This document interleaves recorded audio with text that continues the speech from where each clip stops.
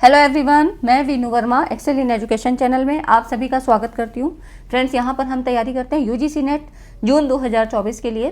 Paper 1 और paper 2 education की तैयारी यहाँ पे होती है। और अभी जो हमारी सीरीज़ चल रही है वो 500 क्वेश्चन सीरीज़ तो चल ही रही है। उसमें आपको इम्पॉर्टेंट क्वेश्चंस जो कि मैं दिसंबर 2023 और 2023 में जितने भी सेशन हो चुके हैं उनके क्वेश्चन मैंने मैक्सिमम करवाने की कोशिश की और करवा भी दिए हैं। साथ में आपको यूनिट वाइज कॉन्सेप्ट भी दे दिए गए हैं। तो आपका काम है पढ़ना, आप अपनी पढ़ाई को अच्छे से करिए, ठीक है। और यहाँ पर आज के इस वीडियो में हम लोग पीपल डेवलपमेंट एंड एनवायरनमेंट आपकी यूनिट 9 पेपर 1 में इसके कुछ इंपॉर्टेंट टॉपिक्स को यहाँ समझेंगे। इसमें मैंने वो टॉपिक लिए हैं जिसमें आपकी कॉन्सेप्ट क्लैरिटी बहुत ज़रूरी होती है, ठीक है। कॉन्सेप्ट का क्लैरिफिकेशन नहीं होगा तो आपको क्वेश्चन समझने में भी प्रॉब्लम होगी। और कुछ नए टर्म्स आते हैं वो आपके एग्जाम में पूछे जा रहे हैं, बराबर 2021, 22, 23 में ऐसे क्वेश्चन पूछे गए हैं, तो उनको मैंने मैक्सिमम लेने की कोशिश की। और देखिए, किसी भी एक वीडियो में आपका सारा चीज़ कभी नहीं कवर होगा, लेकिन आज के इस वीडियो में मैंने वो सारे इंपॉर्टेंट कॉन्सेप्ट लिए हैं, ठीक है। तो आपके यहाँ से काफ़ी सारे क्वेश्चन सॉल्व हो जाएंगे, ठीक है। वीडियो को पूरा देखिए। पहली बार चैनल पे आए हैं तो सब्सक्राइब कर लीजिएगा और साथ में टेलीग्राम चैनल को ज्वाइन कर लें, क्योंकि ये सारे जो भी इंपॉर्टेंट टॉपिक्स हैं ये मैंने आपके प्रीवियस ईयर क्वेश्चन के आधार पर ही निकाले कि कहाँ से क्वेश्चन अब बन रहे हैं, ठीक है। तो पीपल एंड एनवायरनमेंट के लिए जैसे कि अभी आपसे जो क्वेश्चन पूछे जाते हैं तो वो आपके ग्लोबल वार्मिंग से या आपके ओजोन लेयर से संबंधित, ठीक है, इस तरह के सवाल आपसे पूछे जा रहे हैं। तो ये सारे क्वेश्चन के कॉन्सेप्ट आपको क्लियर होने चाहिए, ठीक है। ये सारे कॉन्सेप्ट अगर आपके क्लियर होते हैं तो जो बाकी चीज़ें हैं वो याद करने वाली होती हैं, ठीक है। और आपको ये भी पता होना चाहिए कि पीपल एंड एनवायरनमेंट से करंट के भी टॉपिक पूछे जाते हैं। करंट अफेयर मैंने 7-8 वीडियो शायद दे दी हैं, तो आप देखिएगा। आई थिंक 7 वीडियो मैं अभी तक आपको दे चुकी हूँ, तो आप उन वीडियोस को देखिए और उनसे जो है कॉन्सेप्ट को लेने की कोशिश करिए, क्योंकि आपकी higher education, people and environment, ICT और रिसर्च से अब जनरल अवेयरनेस के सवाल भी पूछे जा रहे हैं, ठीक है। तो हम स्टार्ट करते हैं। वीडियो को पूरा देखिएगा, एक एक कॉन्सेप्ट क्लियर हो जाएगा। और पसंद आती है तो लाइक एंड शेयर ज़रूर करिएगा। इस वीडियो को बनाने में बहुत मेहनत लगी है ना। तो देखिए, हम यहाँ पर अगर हम बात करें तो सबसे पहले आपको अपने पृथ्वी का, जिसमें हम रहते हैं, इसका स्ट्रक्चर पता होना चाहिए कि कैसी इसकी संरचना है, ठीक है। अब इसमें देखिए, आपको पृथ्वी के 4 मंडल बताए गए हैं, 4 स्फीयर्स ऑफ अर्थ। इनके बारे में थोड़ा थोड़ा जान लेते हैं। सबसे पहला आता है आपका स्थल मंडल, लिथोस्फीयर कहते हैं। स्थल मंडल जैसे कि नाम से ही पता है, भूगोल और भूविज्ञान में किसी पथरीले ग्रह या प्राकृतिक उपग्रह की बनी पर जैसे पथरीली चट्टान, तो इससे जो भी निर्मित परत है इसको स्थल मंडल कहेंगे, लिथोस्फीयर। हाइड्रोस्फीयर जैसे समझ में आ रहा है, जल मंडल, तो यहाँ पर इस का अर्थ मतलब जल की उस परत से है जो पृथ्वी की सतह पे महासागर, झील, नदियों, अन्य जलाशय के रूप में, ठीक है। तो ये हो जाती है आपकी हाइड्रोस्फीयर। उसके बाद आता है बायोस्फीयर या आपका जैव मंडल, है ना। तो ये बायोस्फीयर हो जाता है यहाँ पर, जैव मंडल, ठीक है। ये हो जाता है बायोस्फीयर, है ना। तो ये हो गया आपका बायोस्फीयर। इसमें देखिए, जैव मंडल पृथ्वी के उस परिवेश को कहते हैं जहाँ पर जीवन की पाए जाने की संभावना होती है, ठीक है। बायो से मतलब जैविक।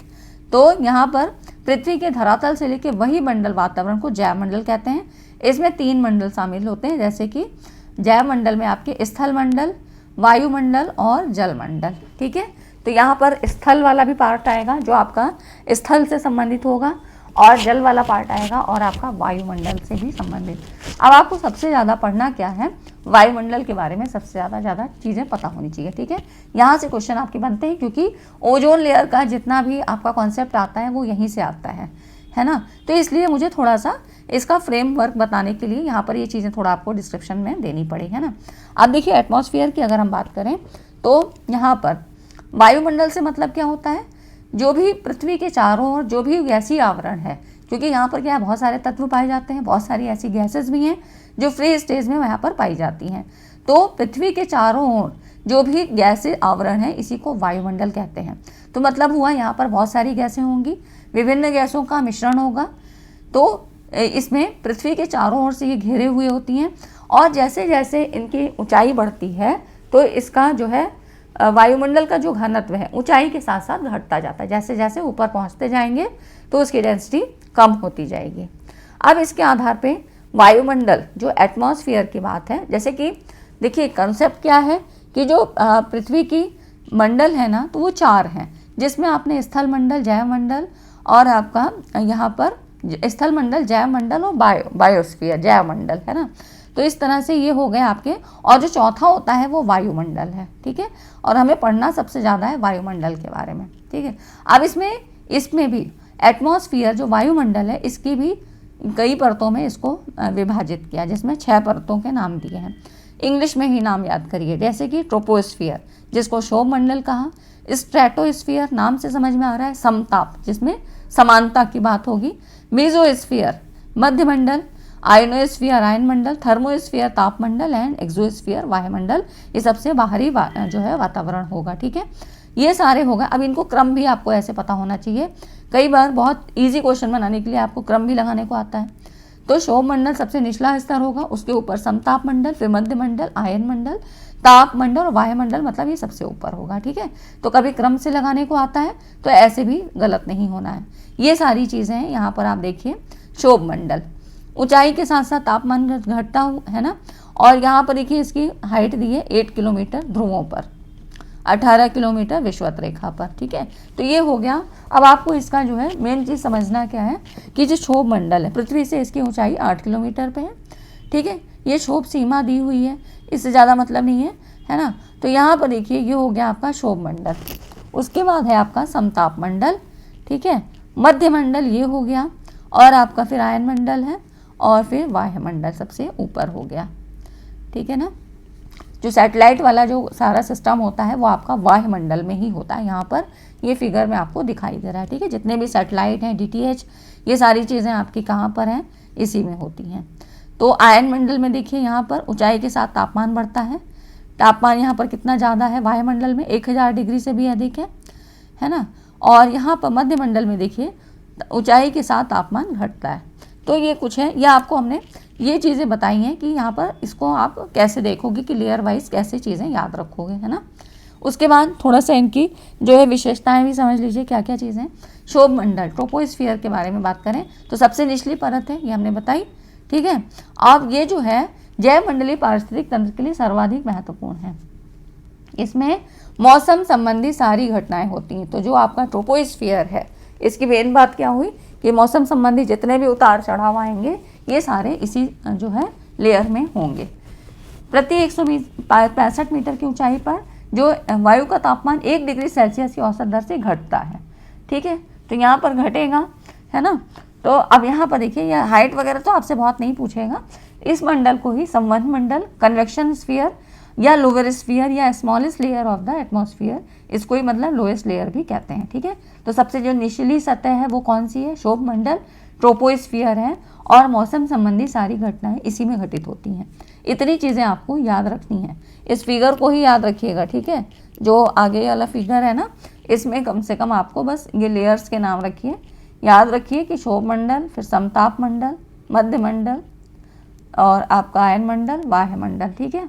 मध्य मंडल के बाद ही तापमंडल आता है। अब देखिए समताप मंडल, इसके बारे में थोड़ा डिटेल में पढ़िए। यहाँ पर इसलिए पढ़ना है डिटेल में। इसमें देखिए आपको ये फिगर दिख रहा है, इसमें ओजोन का परत के रूप में सर्वाधिक संकेंद्रण, सबसे ज़्यादा कंसंट्रेशन होता है।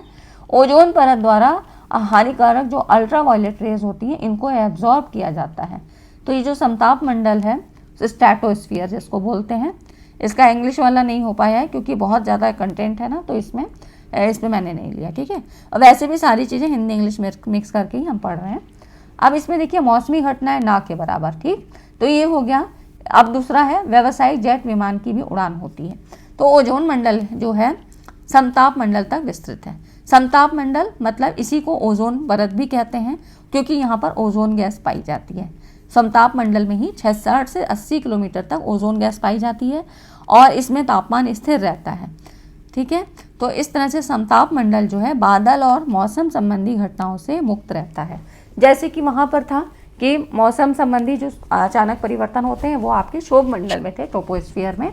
स्ट्रेटोस्फियर में समताप मंडल है, समान रहता है, मौसम संबंधी घटनाओं से मुक्त रहता है। अब इसके जो निचले भाग में जेट वायुयान के मतलब उड़ान भरने के लिए ये आइडियल कंडीशन होती है। यहाँ पर जो जेट विमान है ये यहाँ पर फ्लाई कर सकते हैं, ठीक है। और निचले भाग में ओजोन गैस बहुत पाई जाती है। तो इस मंडल के जो निचला स्तर है इसी को ओजोन मंडल कहते हैं, मतलब यहाँ पर ओजोन पाई जाती है ना। तो ओजोन अब ओजोन क्या करती है, ओजोन का मेन काम ये होता है कि जो सूर्य से अल्ट्रावायलेट रेज आ रही हैं ये हमारे लिए हार्मफुल होती हैं। अगर ये पूरी पृथ्वी पर ऐसे ही आ जाएंगी तो जितने भी मानव हैं, जीव जंतु हैं, उन सभी के लिए हानिकारक होगी। तो इसका काम ये होता है कि जो ओजोन गैस है, सोलर की जो रेडिएशन के कारण अल्ट्रावायलेट रेज आ रही हैं, इनको पृथ्वी तक नहीं पहुंचने देती है और पृथ्वी को अधिक गर्म होने से बचाती है। ठीक है, तो इस तरह से समताप मंडल में के जो 60 से 80 किलोमीटर तक है, यहाँ पर ओजोन गैस पाई जाती है और ओजोन परत कहा जाता है ना। अब समताप मंडल जो मौसम संबंधी घटनाओं से भी मुक्त रहता है, ये चीज़ बता ही दी है कि समताप है। और यहाँ पर जो अच्छा वही चीज़ें हो गई हैं, कोई बात नहीं है, ये दोबारा से यहाँ पर टाइप हो गया, ठीक है, कोई बात नहीं। तो इस तरह से ये क्या करेगा, अल्ट्रावायलेट रेज से जो है हमारी रक्षा करता है और पृथ्वी पर अल्ट्रावायलेट रेज नहीं आ पाती है। ठीक है, ये सारी चीज़ें होंगी और जेट विमान यहाँ पर उड़ सकते हैं। मौसमी घटनाएं ना के बराबर होती हैं। उसके बाद देखिए, अब कुछ इंपॉर्टेंट फैक्ट्स हैं, इनको भी देख लेते हैं। यहाँ से क्वेश्चन आपके बनेंगे। ठीक है, यहाँ पर देखिए, इसमें अभी ये वाला क्वेश्चन पूछा गया था, ओजोन छिद्र से संबंधित पूछा गया था। अभी आपका 2023 में, कल ही मैंने क्वेश्चन कराए हैं, PYQs कराए हैं आपके 2 दिसंबर 2023 के, उसमें ये क्वेश्चन पूछा गया है कि ओजोन छिद्र का सर्वाधिक मतलब कहाँ पर विस्तार है, तो अंटार्कटिका के ऊपर। ठीक है, ये आपको पता होना चाहिए। ओजोन परत की क्षीणता के लिए उत्तरदायी गैसें कौन कौन सी हैं, CFC है ना, chlorofluorocarbon, halogens, nitrous oxide, trichloroethylene, halon, ये सारी चीज़ें। ठीक है, ओजोन के क्षरण का मतलब उसके डिप्लीशन का प्रभाव सर्वाधिक कब से कहाँ पे होता है, तो ध्रुवों के ऊपर होता है। ओजोन छिद्र का सर्वाधिक निर्माण अंटार्कटिका के ऊपर हुआ था। ठीक है, उसके बाद जो इससे संबंधित प्रोटोकॉल है वो कौन सा है, ओजोन परत के संरक्षण से जो प्रोटोकॉल संबंधित है वो है मॉन्ट्रियल प्रोटोकॉल। ठीक है, तो प्रोटोकॉल आपको पढ़ना ही है और इस वीडियो में तो नहीं, लेकिन मैं अगली वीडियो में आपको सारे जितने भी प्रोटोकॉल, कन्वेंशन और जो भी यहाँ पर लॉज हैं, रूल्स रेगुलेशंस हैं, वो मैं आपको सारे बताऊँगी। ठीक है, तो वो सारी वीडियो इंपॉर्टेंट है, आप यहाँ पर देखिए और ज्वाइन जरूर कर लीजिए। मॉन्ट्रियल प्रोटोकॉल कब से प्रभावी था, तो 1989 से। 87 में यहाँ पे हस्ताक्षर वगैरह हो गए थे और 1989 से यहाँ पर ये वर्किंग कंडीशन में आया था। ठीक है, उसके बाद देखिए, ओजोन दिवस 16 सितंबर को प्रतिवर्ष अंतर्राष्ट्रीय ओजोन दिवस मनाया जाता है ओजोन परत के संरक्षण के लिए। ठीक है, तो ये इससे संबंधित है, ओजोन से संबंधित जितने भी चीज़ें हैं वो मैंने आपको क्वेश्चन वाइज ले ली और सबसे क्वेश्चन आपका पूछा गया है ना। तो ये आपके क्वेश्चन फॉर्म में ही है जहाँ से क्वेश्चन आपके पूछे गए हैं, तो काफ़ी इंपॉर्टेंट है। इस पूरी स्लाइड को याद रखिएगा या आप अपने नोट्स में बनाते चलिए। ठीक, इंग्लिश में यहाँ पर देख सकते हैं। फ्रेंड्स, इतनी चीज़ें समझ में आई तो वीडियो को लाइक एंड शेयर करें, क्योंकि वीडियो आज की लंबी हो सकती है, तो लेकिन पूरी देखिएगा और पूरे इंपॉर्टेंट कॉन्सेप्ट यहाँ पर लिए गए। क्षोभ मंडल पढ़ लिया, समताप मंडल पढ़ लिया, अब उसके बाद मध्य मंडल आता है। मध्य मंडल समताप मंडल से ऊपर होगा तो पृथ्वी की सतह से 80 किलोमीटर, तो ये डिस्टेंस बहुत याद नहीं रखना है, बस पता होना चाहिए। वायुमंडल के सबसे ठंडे मंडलों में से एक है। यहाँ पर तापमान -100 डिग्री सेल्सियस तक चला जाता है। अभी तक हमने 3 लेयर्स पढ़ ली और तीनों की अलग अलग कंडीशंस हैं। ठीक है ना, अब यहाँ पर शूटिंग स्टार्स इसी मंडल में, उल्काएं जिसको कहते हैं, इसी मंडल में पाई जाती हैं क्योंकि सबसे ठंडे मंडल हैं। तो मेसोस्फीयर सबसे ठंडा हो गया। ठीक है, उसके बाद आता है आयन मंडल। आयन मंडल जैसा कि नाम से ही आ रहा है, तो संचार उपग्रह जितने भी सैटेलाइट जो है आपके कम्युनिकेशन सैटेलाइट इसी मंडल में स्थापित होते हैं। ठीक है, यहाँ पर रेडियो और संचार साधन जैसे कि टेलीविज़न, टेलीफोन, इनकी जो सुविधा है, मतलब जितने भी long and short radio waves हैं इसी मंडल से प्राप्त होते हैं। ठीक है, तो ये आपका ये भाग कम वायुदाब तथा पराबैंगनी किरणों द्वारा आयनीकृत होता है, मतलब यहाँ पर आयंस में ये स्प्लिट हो जाता है और इसीलिए ये जो सैटेलाइट्स वगैरह जितने भी संचार उपग्रह, कम्युनिकेशन सैटेलाइट, ये सारे इसी मंडल में रहते हैं। ठीक है ना, तो ये हो जाता है आपका यहाँ पर पृथ्वी पर रेडियो, टेलीफोन, टेलीविज़न, रडार, इन सब की सुविधा प्राप्त होती है। ये सारी इसकी वेव्स के यहाँ पर दिए हुए हैं। ठीक है, कौन कौन सी रेडियो वेव्स होती हैं। ठीक है ना, उसके बाद आते हैं आपके तापमंडल, थर्मोस्फीयर। यहाँ पे तापमान बहुत ज़्यादा 1000 डिग्री सेल्सियस तक चला जाता है। हबल टेलीस्कोप और इंटरनेशनल स्पेस स्टेशन इसी में आते हैं क्योंकि काफ़ी हाइट पे हो गया। ठीक, उसके बाद वायुमंडल, जैसा कि सबसे ऊपर दिखाया था आपको, तो इसका जो सबसे ऊपरी भाग है वायुमंडल है। इसकी ऊपरी सीमा कोई निर्धारित नहीं है। इस मंडल में हाइड्रोजन और हीलियम गैस की प्रधानता होती है। तो बस आपको ये सारी चीज़ें याद रखनी है कि किस मंडल की कौन सी विशेषता है ना। और यहाँ से क्योंकि क्वेश्चन पूछे गए हैं समताप मंडल से, तो आपके जरूर ही क्वेश्चन आए हैं, ठीक है। नेक्स्ट आप देखो यहाँ पर है पॉल्यूशन। अब हमको जो सबसे ज़्यादा इंपॉर्टेंट टॉपिक लगता है वो पॉल्यूशन, और काफ़ी बड़ा है और आपसे यहाँ से सवाल पूछे जाते हैं, ठीक है। तो ये तो थोड़ा सा मुझे ये बताना था आपको कि ओजोन लेयर से संबंधित जितनी भी चीज़ें थी। फिर हम पॉल्यूशन के बारे में, तो पॉल्यूशन होता क्या है? पर्यावरण के किसी भी घटक में, मतलब कोई भी कंपोनेंट है उसमें होने वाला अनडिज़ायरेबल जो भी चेंज होता है, वो जिससे कि मानव जीवन या आपके जितने भी जो आपके जीव जंतु हैं उन पर कोई भी प्रभाव पड़ता है, तो ये सब क्या कहलाता है? प्रदूषण, जिसको कि हम चाहते नहीं हैं, लेकिन ये मानव जनित भी हो सकते हैं, प्रकृति जनित भी हो सकते हैं। तो इस तरह से ये दो तरह के प्रदूषण होते हैं, ठीक है। तो पॉल्यूशन से आपके सवाल बनते हैं। अब इसमें देखिए टाइप्स ऑफ पॉल्यूशन की बात करें तो air pollution, noise pollution, water pollution, soil pollution, nuclear और रेडियो एक्टिव पोल्यूशन। जैसा जिसका नाम है उसी के ही अकॉर्डिंग यहाँ पर सोर्स उसके काम करते हैं, उसी से संबंधित बीमारियाँ होती हैं। तो ये सारी चीज़ें आपको इसी के अकॉर्डिंग यहाँ पर पढ़नी पड़ती हैं, ठीक है। अच्छा, आपको एक चीज़ और बता दूं कि यहाँ पर देखिए जो हम ओजोन लेयर की बात कर रहे थे ना, तो इसको हम नापते हैं किसमें? डॉप्सन में, ठीक है।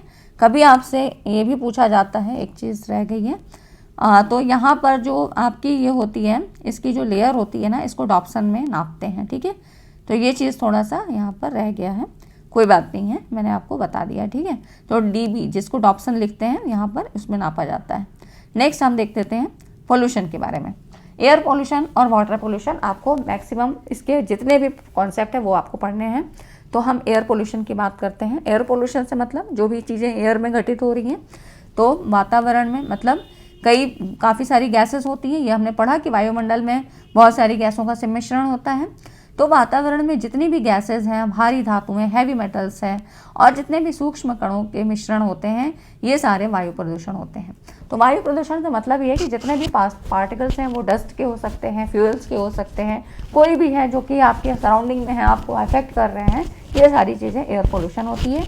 और यही सारे जो धूल मिट्टी डस्ट पार्टिकल्स होते हैं, है ना, और जितने आपके जो कंबस्टन हो रहा है, गाड़ियाँ चल रही हैं, उनसे जो फ्यूल्स वगैरह निकलता है, उससे जो भी चीज़ें निकलती हैं, जितने भी फाइन पार्टिकल्स होते हैं, ये सांस के साथ फेफड़ों में पहुंचकर कई सारी बीमारियां पैदा करते हैं। तो ये एयर पोल्यूशन का कुछ एक हार्मफुल इफेक्ट होता है।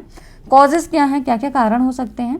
तो जैसे कि धुआं, कोई भी कारखानों से निकला हुआ कचरा जलाते हैं उसका, है ना, तो ये जितने भी आपके वाहन स्टार्ट किया, इससे जो धुआं निकलता है, इसमें जो भी डस्ट पार्टिकल्स होंगे बहुत फाइन होते हैं, और ये सब इसके सोर्स के कारण होते हैं। स्वचालित वाहन, चलती हुई वाहन की अपेक्षा चालू वाहन में खड़े वाहन से निकलना धुआं ज़्यादा खतरनाक होता है, क्योंकि इसमें कंसंट्रेशन ज़्यादा होती है। इसीलिए कहते हैं कि अगर आप कहीं खड़े हो तो उसको बंद कर दीजिए, ठीक है। तो फिर आपका आता है औद्योगिकरण, उद्योगों के कारण, कारखानों की चिमनियों से निकलने वाले धुएं, पारा, जिंक, सीसा, आर्सेनिक, ये सारे सूक्ष्म कण होते हैं। कृषि क्षेत्र में बात करें तो यहाँ पर फर्टिलाइजर्स या जितने भी कीटनाशक का, पेस्टिसाइड्स का इस्तेमाल करते हैं, तो इसमें सब में केमिकल्स होता है। ये सारे जल में घुलकर भूमि को और नदी नालों में जल को प्रदूषित करते हैं, ठीक है। तो जो भी चीज़ें हैं, जितने भी पेस्टिसाइड्स वगैरह यूज़ कर रहे हैं, हार्मफुल जितने भी केमिकल्स यूज़ करते हैं, ये सारी चीज़ें आपके वायु प्रदूषण का कारण बनती हैं। खरपतवार, पेस्टिसाइड्स, यहाँ पर खरपतवार के कारण वायुमंडल में जो भी पॉलेंस, मतलब जितने भी बिखर जाते हैं, ये सब क्या करते हैं? प्रदूषक का काम करते हैं। इससे भी अस्थमैटिक या ब्रोंकाइटिस वाली प्रॉब्लम होती है ना। तो ये हो गए एयर पोल्यूशन के कॉजेज़ के क्या क्या कारण हैं। और अब देखिए सबसे ज़्यादा सवाल यहाँ से भी बनते हैं, प्रमुख वायु प्रदूषक और उनसे प्रभावित मानव अंग, जैसे कि कार्बन मोनोऑक्साइड, इसको दम घोटने वाली गैस कहते हैं, इसको दम घोटू गैस कहते हैं, क्योंकि ये हमारी श्वसन के जरिए शरीर में पहुँच कर रक्त में मौजूद हीमोग्लोबिन की, जो हीमोग्लोबिन में क्या होता है? ऑक्सीजन होता है। तो ऑक्सीजन की जो है यहाँ पे ट्रांसपोर्ट को कम कर देता है। इससे क्या होगा? जब ऑक्सीजन नहीं पहुँचेगी तो दम घुटने की स्थिति हो जाती है, और कई बार डेथ भी हो जाती है, ठीक है। नाइट्रोजन के कुछ ऑक्साइड हैं जो कि वायुमंडल की नमी से प्रक्रिया करके क्या करते हैं? HNO3 नाइट्रिक अम्ल बनाते हैं, है ना, और जो एसिड रेन को जन्म देता है। तो यहाँ पर इससे क्या होगा? गले में पीड़ा होगी, फेफड़ों के रोग हो सकते हैं, है ना, विजिबिलिटी से प्रॉब्लम हो सकती है। तो जब नाइट्रोजन के ऑक्साइड होते हैं, है ना, तो ये सारी चीज़ें भी और ये ज़्यादा पूछे जाते हैं आपसे। कल मैंने क्वेश्चन कराया भी है, तो दिसंबर में भी क्वेश्चन आपका यहाँ से आया है कि वायुमंडल में कौन कौन से नाइट्रोजन के कौन कौन से वो होते हैं आपके प्रदूषक, कौन से होते हैं नाइट्रोजन के ऑक्साइड, मतलब कौन कौन से प्रदूषक है। ठीक है, तो नाइट्रोजन ऑक्साइड और नाइट्रिक मतलब नाइट्रोजन ऑक्साइड, नाइट्रोजन डाइऑक्साइड। ठीक है, तो यहाँ पर ये आपके सारे एयर पोल्यूटेंट्स के काम करते हैं। नेक्स्ट है, कल वाले क्वेश्चन आप जरूर देखिएगा, दिसंबर वाले क्वेश्चन है आपके लिए इंपॉर्टेंट है। सल्फर के ऑक्साइड है, यहाँ पर भी इसका जो मुख्य सोर्स है वो क्या है, ताप शक्ति गृह, ऑयल रिफाइनरी, ऑटोमेटिक वाहन, यहाँ से आपका सल्फर की जो है रिलीज करता है। इससे होने वाली बीमारियाँ क्या हैं, आँख, नाक, गले में जलन, श्वसन, ये सारी चीज़ें होती हैं। पेड़ पौधों को भी दिक्कतें करती हैं।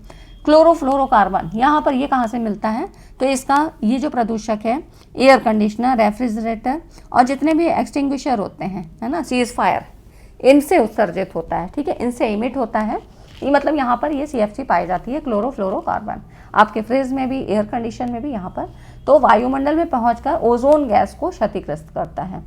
अब क्या होगा, ओजोन गैस जब ओजोन को हार्मफुल करेगा तो ये क्या होगा, पराबैंगनी किरणें यहाँ पर फिर प्रभावी होंगी, ये पृथ्वी पर पड़ने लगेंगी और इससे फिर क्या होता है, कैंसर आदि की समस्या हो जाती है।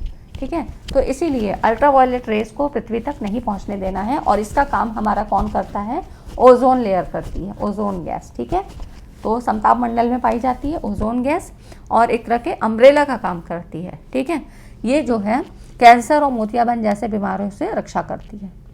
नेक्स्ट है आपका carbon dioxide, CO2। Green house gas effect को बढ़ाने के लिए भी इसकी बहुत भूमिका होती है, काफ़ी इंपॉर्टेंट रोल अदा करती है ग्रीन हाउस इफेक्ट के लिए, क्योंकि यहाँ पर ये ऊष्मा को एब्जॉर्ब करती है, तो ये क्या करेगी, टेम्परेचर को इंक्रीज कर देती है। अब इससे क्या होगा, वर्षा में कमी आएगी, मिट्टी की नमी भी कम हो जाएगी। ठीक है, अब जल में क्या होगा, एसिडिटी बढ़ेगी और इससे फिर यहाँ पर जब ज़्यादा टेम्परेचर बढ़ने लगेगा ग्रीन हाउस इफेक्ट के कारण, तो ग्लेशियर की पिघलने की घटनाएं होने लगती हैं। तो ये जो आपका यहाँ से जो क्वेश्चन बनता है, इसमें आपका एसर्शन रीजन वाले क्वेश्चन में ग्लेशियर वाला ही क्वेश्चन पूछा गया है। ठीक है, मीथेन CH4 होता है। ठीक है, यहाँ पर तो ये भी क्या है, ग्रीन हाउस इफेक्ट को बढ़ाने में इसका भी 20% योगदान होता है। कहाँ कहाँ पाई जाती है, इसके सोर्स क्या हैं, तो जानवर जो जुगाली करते हैं ना, मतलब वो जो अपना खाना मुंह में रख के बहुत देर तक मुंह चलाते रहते हैं, इसी को जुगाली बोलते हैं ना, तो इसी के कारण ये मीथेन उत्पन्न होती है। धान के खेत, और मीथेन को ये मार्श गैस भी कहते हैं। ठीक है, तो अगर CH4 को कभी मार्श गैस नाम से लिखा है तो आपको CH4 मीथेन ही पहचानना है। तो कोयले की खानें, ये सब इसके उत्सर्जन के प्रमुख स्रोत हैं। इसमें हाइड्रेट्स, समुद्र और आर्द्र भूमि मतलब वेटलैंड्स जितने भी हैं, सी, ये सारे आपके ग्रीन हाउस इफेक्ट को बढ़ाते हैं। ठीक है, नेक्स्ट आप देखो फिर क्लोरीन। क्लोरीन क्या है, ब्लीचिंग का काम करता है। आँख, नाक, गले की बीमारी, श्वास रोग, फसलों का नष्ट होना, इसके सब प्रभाव हैं। हाइड्रोजन फ्लोराइड क्यों इंपॉर्टेंट है, यहाँ से आपका फ्लोरोसिस रोग होता है, दांतों के रोग होते हैं, बच्चों की शारीरिक संरचना में विकृति होती है। ठीक है, तो फ्लोरोसिस रोग आपका हाइड्रोजन फ्लोराइड के कारण होता है, ये आपसे पूछा गया है। ठीक है, अब देखिए वायु प्रदूषण में जो प्रदूषक होते हैं, प्रदूषक कौन से होते हैं, प्रदूषक जो कि वातावरण में पाए जाते हैं और ये किसी भी तरह से मानव के लिए, जीव जंतुओं के लिए सभी हार्मफुल होते हैं। ठीक है, तो ये वातावरण में फ्रीली पाए जाते हैं प्रदूषक, इन्हीं को प्रदूषक कहते हैं। और ये दो तरह के होते हैं, एक प्राथमिक प्रदूषक और द्वितीयक प्रदूषक। तो प्राइमरी एयर पॉल्यूटेंट्स, जो कि ये जो प्राइमरी पॉल्यूटेंट्स हैं, ये आपके प्रत्यक्ष वायुमंडल में प्रवेश कर जाते हैं। ठीक है, जिसमें आपके पर्टिकुलेट मैटर्स, कार्बन के ऑक्साइड है, हाइड्रोकार्बन है, sulphur oxide, nitrogen oxide, chlorofluorocarbon, lead, ये सारे आपके प्राइमरी एयर पॉल्यूटेंट्स होते हैं। ये सारे आपके डायरेक्ट यहाँ पर पहुँच जाते हैं। ठीक है, ये एटमॉस्फेयर में डायरेक्ट ही यहाँ पर प्रेजेंट रहते हैं और जो भी इफेक्ट देंगे वो अपना इनका खुद का इफेक्ट होगा। सेकेंडरी एयर पॉल्यूटेंट्स क्या होते हैं, इस प्रकार के प्रदूषक वातावरण में प्रत्यक्ष रूप से प्रवेश नहीं करते, बल्कि जो प्राइमरी हैं और कुछ अन्य तत्वों के बीच परस्पर केमिकल रिएक्शन के फलस्वरूप उत्पन्न होते हैं। इसमें आपके सल्फेट्स, नाइट्रेट्स, सल्फ्यूरिक डाइऑक्साइड, ये सारे हैं। ठीक है, तो ये हो जाते हैं सेकेंडरी। नेक्स्ट आता है आपका एयर क्वालिटी इंडेक्स, जो कि आपका एयर पोल्यूशन से ही संबंधित होता है और यहाँ से भी आपके सवाल पूछे जाते हैं। फ्रेंड्स, इतनी चीज़ें आपको समझ में आई, जो चीज़ें मैंने अभी आपको बताई, और अगर समझ में आई तो वीडियो को लाइक एंड शेयर करें और ज़्यादा से ज़्यादा लोगों तक शेयर करें, ताकि एक ही जगह पे काफ़ी सारे कॉन्सेप्ट आपको मिल जाए, और जो बच्चे हैं वो भी मैं आपको करवा दूंगी, क्योंकि हायर एजुकेशन और एनवायरनमेंट वाली यूनिट ऐसी है, थ्योरेटिकल यूनिट्स हैं, तो इनमें तो सवाल आपके गलत नहीं होने चाहिए, ठीक है। एयर क्वालिटी इंडेक्स AQI, ये क्या है? एक ऐसा आपका पब्लिक इंफॉर्मेशन टूल है जिसके आधार पर ये पता लगता है कि वायु प्रदूषण की मात्रा उस क्षेत्र में कितनी है, जो कि यहाँ पर इससे ये पता लगेगा कि भाई कितनी वहाँ पर एयर पोल्यूशन है, कितना वहाँ पे सही नहीं है एटमॉस्फेयर वहाँ का, तो हमें रक्षा करने में भी सहायता करता है, ठीक है। तो इससे हमें एयर क्वालिटी इंडेक्स के मारे मतलब इसके माध्यम से पता लग जाता है कि जिस एरिया में हम रह रहे हैं वहाँ पर कितना पोल्यूशन है, वहाँ पे पोल्यूशन कितनी मात्रा में है, ठीक है। तो अब इसके लिए एक प्रोग्राम चलाया गया national air quality monitoring programme NAMP।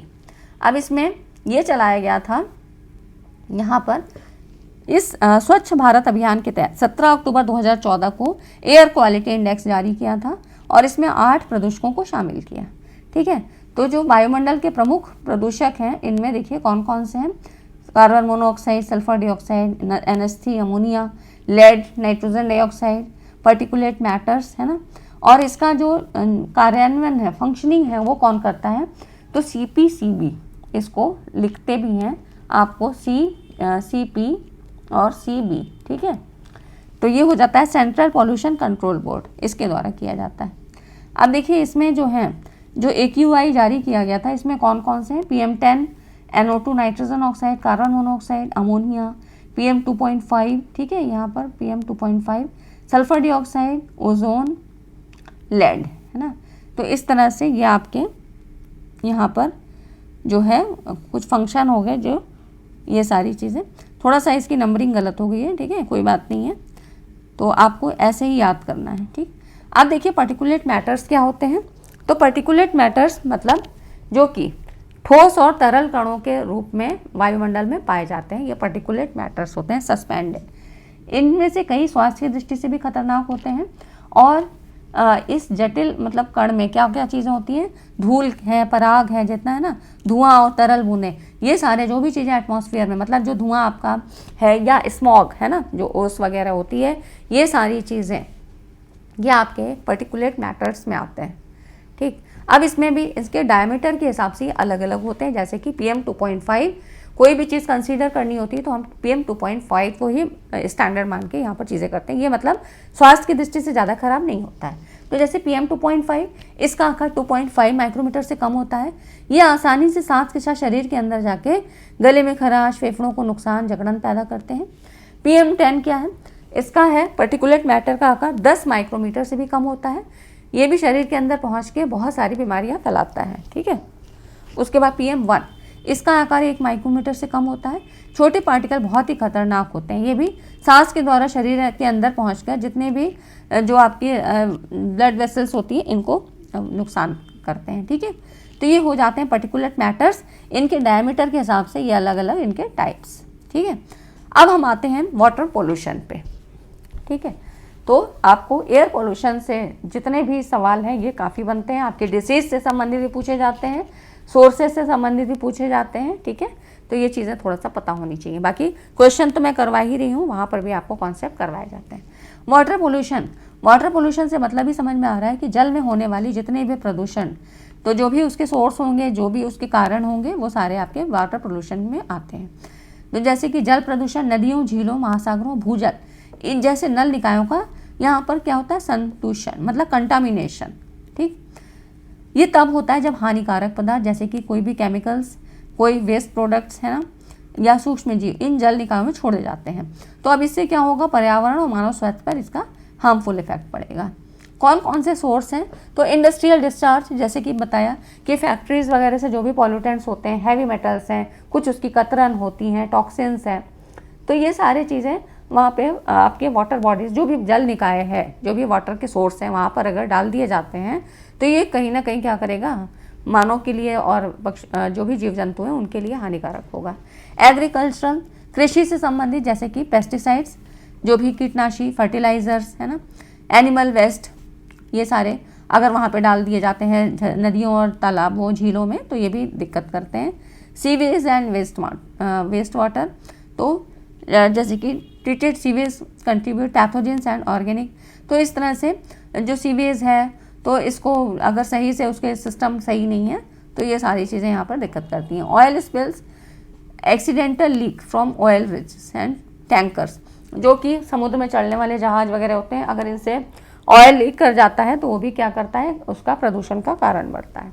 Plastic waste, plastic तो नष्ट भी नहीं होता है, ठीक है, जैसे कि माइक्रो प्लास्टिक, पॉल्यूटेड ओशंस, जो भी सागर समुद्र वगैरह में यहाँ पर प्लास्टिक्स वगैरह ऐसे छोड़ दिए जाते हैं या वेस्ट डाल दिए जाते हैं, वो सारी चीज़ें यहाँ दिक्कत करेगी। माइनिंग एक्टिविटीज़, माइनिंग ऑपरेशन जैसे can release heavy metals and acidic water into surrounding water bodies, जो भी खानों वगैरह में कोयले की खान या खदानों में काम होता है उससे जो भी इम्प्योरिटीज़ निकलती है और अगर उसको वहाँ डाल दिया जाता है, ये भी सारी चीज़ें उसके कारण को इफ़ेक्ट करती है, ठीक है। तो ये वाटर जो है पोल्यूशन इन सोर्सेज के थ्रू फैलता है। अब इसमें से कुछ आपसे टर्म्स पूछे जाते हैं, जैसे कि डिजॉल्व ऑक्सीजन क्या है, यहाँ से भी क्वेश्चन आपसे पूछे गए हैं। तो डिजॉल्व ऑक्सीजन, जो जल में घुली रहने वाली ऑक्सीजन को डिजॉल्व ऑक्सीजन कहते हैं। और जल में कौन कौन से जीव होते हैं, तो जैसे मछलियाँ हो गई, अन्य जलीय जीव हो गए हैं, इनके लिए क्या होगा, इस डिजॉल्व ऑक्सीजन की ज़रूरत होती है और जलीय जीवन इसी से रेस्पिरेशन करेगा, ठीक है। तो अब ये क्या होगा, तो जब इसमें जलीय जीवन इसी से संभव है, तो इसमें क्या होगा, जब लवणों की मात्रा बढ़ जाती है, सॉल्ट की मात्रा बढ़ जाएगी तो ऑक्सीजन की मात्रा कम हो जाती है, ठीक है। तो यही कारण है कि सॉल्टी जो भी खारे जल होते हैं उसमें कम ऑक्सीजन पाई जाती है ना। तो ये आपसे यहाँ पर सवाल इससे भी पूछा गया है, इसीलिए मैंने सवाल अभी ना लेकर, क्योंकि क्वेश्चन मैं आपको अलग से करा रही हूँ, मैंने आपको ये टर्म्स ही पूरे बता दिए। बायोलॉजिकल ऑक्सीजन डिमांड क्या है, तो जल में ऑक्सीजन की इस मांग से ही प्रदूषण का पता लगता है। अब ये बायोलॉजिकल आ गया, वो था डिजॉल्व ऑक्सीजन, यहाँ पर ये आ गया बायोलॉजिकल ऑक्सीजन डिमांड। अब ये क्या होता है, बायोलॉजिकल से मतलब जैविक, जिसमें कि जो कि जीवित है ना। तो यहाँ पर क्या होता है, जो भी ऑक्सीजन लेने वाले है ना, तो इसमें क्या होता है, जीवाणु से विघटित होने वाले जैविक अपशिष्ट प्रदूषकों के रूप में उपस्थित रहते हैं। तो यहाँ पर जो भी ऑक्सीजन लेते हैं वो जीव यहाँ पर उपस्थित होते हैं, तो ये क्या करेंगे, जीवाणुओं से मतलब उनसे जो विघटित होंगे, तो ऐसे भी कुछ वेस्टेज भी होंगे जो कि जल में होंगे, और बड़ी संख्या में पाए जाने वाले जो जीवाणु हैं जल से ऑक्सीजन को ग्रहण करते हैं। जैसे कि कुछ भी जो बैक्टीरियाज वगैरह हैं उनको अगर डिकम्पोज कर रहे हैं, तो अब जो ये बैक्टीरिया है और जो इसको डिकम्पोज करते हैं, इनको भी तो ऑक्सीजन की ज़रूरत होगी, मतलब जो लोग उसमें रह रहे हैं उनको तो ऑक्सीजन की चाहिए ही चाहिए। लेकिन अगर ये कुछ डिकम्पोज का काम कर रहे हैं तो इनको भी ऑक्सीजन चाहिए। तो अब क्या होगा, ऑक्सीजन की मात्रा कम होने लगती है, और जब ये जो ऑक्सीजन की मात्रा कम होने लगती है, इसी से पता लगता है, जल में ऑक्सीजन की इसी मांग से ही हमको पता लगता है कि इसमें पॉल्यूशन कितना बढ़ गया है, ठीक है। पहले कितना था और अभी कितना बढ़ गया है, ये है बायोलॉजिकल ऑक्सीजन डिमांड। नेक्स्ट है आपका CBOD। ये क्या है, इसका फुल फॉर्म अब की बार पूछा गया है दिसंबर 2023 में, तो ये दिसंबर के एग्जाम में आपसे पूछा गया है। इसका फुल फॉर्म है कार्बोनेशियस बायोकेमिकल ऑक्सीजन डिमांड। ये भी एक मेथड होता है जिससे पानी में जैविक जीवों द्वारा घुलित ऑक्सीजन की कमी से मापा जाता है। इसमें क्या होता है, नाइट्रोजन युक्त बैक्टीरिया, क्योंकि कार्बोनेशियस कह रहा है ना, तो नाइट्रोजन युक्त बैक्टीरिया के योगदान को दबा दिया जाता है, और इस तरह से ये एक पैरामीटर मतलब एक इंडिकेटर की तरह काम करता है प्रदूषक को नापने के लिए, ठीक है। ये हो जाता है, तो इसका फुल फॉर्म आपसे पूछा है। अब देखिए, अब इसमें अगर डिसीज़ की बात करें तो ब्लू बेबी सिंड्रोम, ये बहुत पूछा जाता है, ये भी आपका वाटर डिसीज़ ही है, ठीक है, वाटर पोल्यूशन से संबंधित है। तो जो ब्लू बेबी सिंड्रोम है, ये क्या है, बच्चों का ऐसा पेय जो नाइट्रेट युक्त पानी से होता है, जिसमें कि नाइट्रेट की ज़्यादा मात्रा होती है। अगर इसको बच्चे ने पी लिया तो शरीर द्वारा नाइट्रेट्स का परिवर्तन नाइट्राइट में कर दिया जाता है। अब ये क्या करेगा, रक्त के साथ मिलकर मेटाग्लोबिन बनाएगा, ठीक है। अब जो कि ये जो मेटाग्लोबिन है, तो ऑक्सीजन की मात्रा हमको चाहिए होती है, तो हमारी जो ब्लड मतलब वेसल्स होती हैं, मतलब हमारे जो हार्ट में पंपिंग होती है, तो इससे हमारा जो रक्त के साथ ऑक्सीजन की मात्रा पहुंचती रहती है।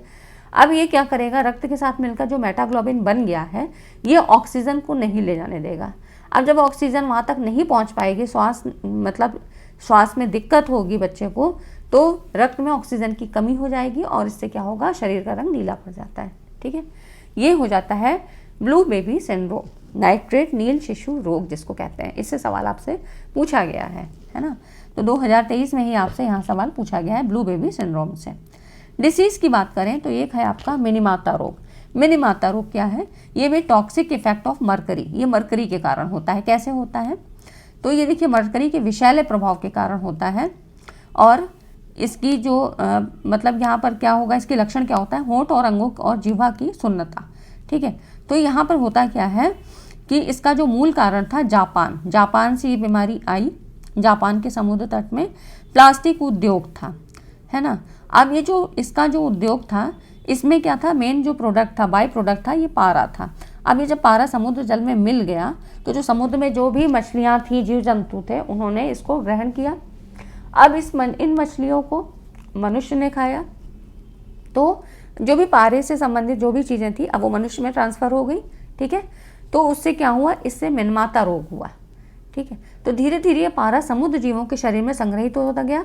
बाद में जिसने भी इसका भक्षण किया, चाहे कुत्ते, बिल्ली, पक्षी या जो भी, तो जिन्होंने भी समुद्री जीव का भक्षण किया वो पहले अपंगता और मृत्यु का शिकार हो गए, है ना। और फिर जब मनुष्य ने मछली आदि समुद्री जीवों का भक्षण किया तो वे भी इसका शिकार हुए। तो जो ये मिनीमाता रोग था ये था मरकरी से संबंधित, पारे से संबंधित, लेकिन आपका ये जो है समुद्री जीव के कारण यहाँ पर फैला। ठीक है, तो ये इससे भी क्वेश्चन आपसे पूछा जाता है और जापान में सबसे पहले ये रोग हुआ था। तो ठीक है फ्रेंड्स, तो ये थे कुछ टॉपिक्स जो आपको पूरा कॉन्सेप्ट मुझे बताना था, इसलिए मैंने आज की वीडियो बनाई। तो आपको कैसी लगा कि मैंने मेहनत की है तो आपको लाइक करना चाहिए, तो लाइक ज़रूर करें और वीडियो को शेयर भी करें। ठीक है, तो वीडियो को ज़्यादा से ज़्यादा लोगों तक, जितनी भी वीडियोस हैं, और आप लोग पूरा देखिए, प्लेलिस्ट में सारी चीज़ें हैं। ठीक है, तो आपको वैसे ही कॉन्सेप्ट मैं दूंगी जिससे कि ज़्यादा से ज़्यादा चीज़ें आपकी एक जगह पे कवर हो जाए। ठीक है फ्रेंड्स, तो आज की वीडियो में इतना ही, मिलते हैं अगली वीडियो में। Thanks for watching this video.